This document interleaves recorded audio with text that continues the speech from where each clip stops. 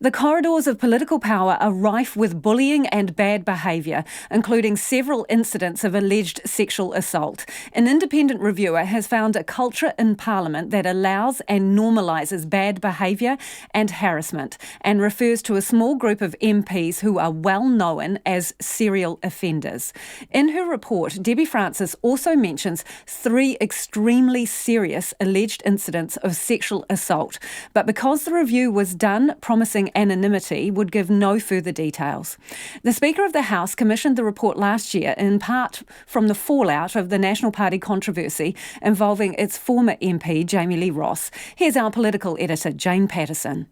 Parliament is known as being a hothouse environment with fierce political competition, a combative approach to debate and rife with rumour and gossip.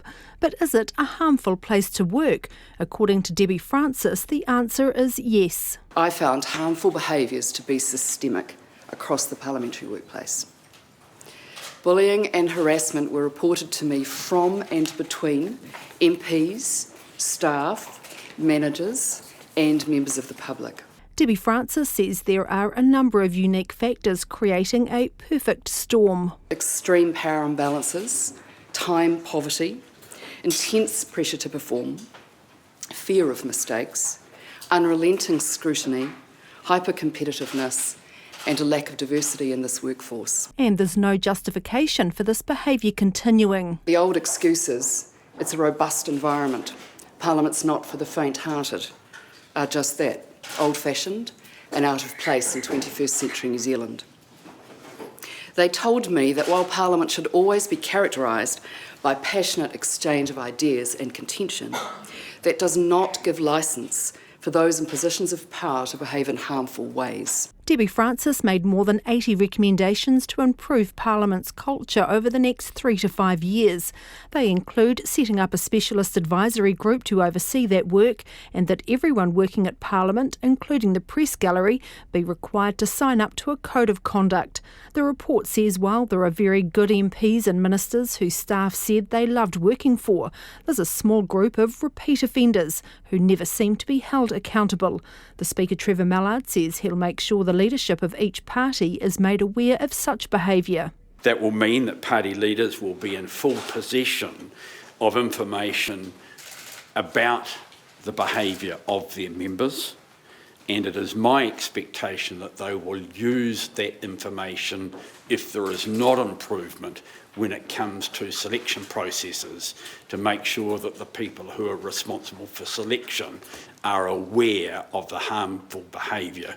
The report also refers to serious sexual assaults. Of the 1,000 people who completed the online survey, 14 said they'd experienced sexual assault, 4 male and 10 female. Ms Francis says there were 3 extremely serious alleged sexual assaults with what looked like a multi-year pattern of predatory behaviour. But she would give no further detail, including whether they involved MPs. That's not for me to say. I mean, this was not an inquiry or an investigation, as the Speaker said. So do we need one? Possibly. That's for others to consider, really. The Prime Minister, Jacinda Ardern, says MPs should be held to account, as people are in any other workplace. I'll be seeking to get regular reporting on staffing issues so that I can hold my own team to account. And look, they welcome that. Ms Ardern says the reported sexual assaults are incredibly concerning. Incredibly distressing. There should be a place where people feel safe coming to work, and it should be an exemplar, and at the moment it's not. The National Party leader Simon Bridges shares those sentiments. Deeply concerning. There's some things there that are really appalling, and look, this place, all the parties in it can and must do better. You know, personally, if I reflect back, I can't think of bullying instances, but that doesn't mean that it hasn't happened. It clearly has, and far, far too often. National carried out its own culture review after allegations of bullying and harassment in its own party. That report is completed but won't be released until the party leadership has a chance to see how it lines up with the Francis review. From Parliament for Checkpoint, Jane Patterson.